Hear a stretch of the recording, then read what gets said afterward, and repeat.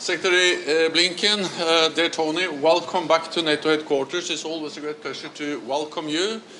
And let me start by thanking you for everything you do. The continued significant support to Ukraine, the sanctions, the heavy costs you are imposing on Russia and the Russian war machine, and also the strengthening of our collective defense here in Europe with more US presence in Europe.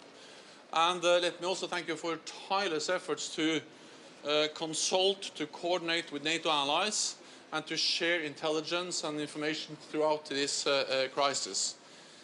The US leadership has been outstanding and is indispensable. And that is of great importance when we face a very dangerous situation with the ongoing war in Ukraine.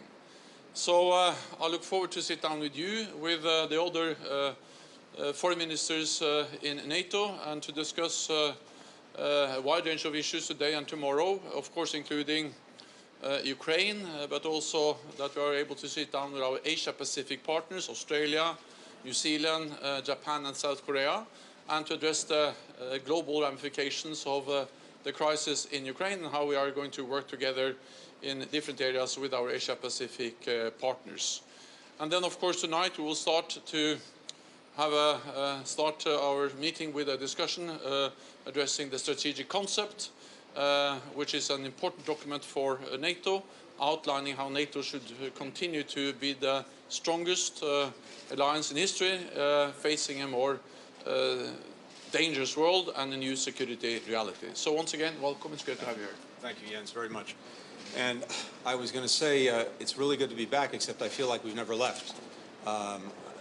In fact, I'm going to ask you if there are apartments available at NATO headquarters, because we're here so much that we probably need one.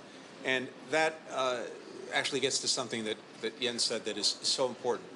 A hallmark of everything that we've been doing in the months leading up to Russia's aggression against Ukraine and in the time since has been our extraordinary collaboration, coordination, consultation on every element of the response. And that's exactly what we're continuing here today and tomorrow.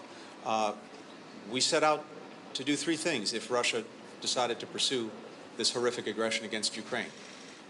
One was to support our Ukrainian partners. We're doing that. Two was to put extraordinary pressure on Russia. We're doing that. Three was to make sure that we were shoring up the defenses of our own alliance, NATO, and we're doing that. And today, tomorrow, we'll continue to talk about not only how we can sustain these efforts, but how we can build upon them.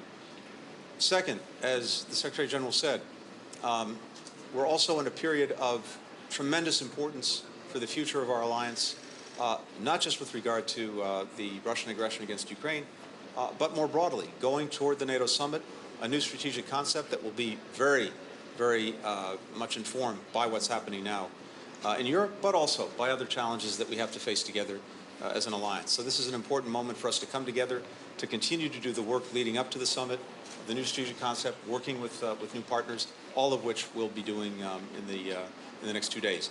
Finally, let me say, Jens, I'm grateful for your kind words about American engagement, American leadership, but our expression is right back at you.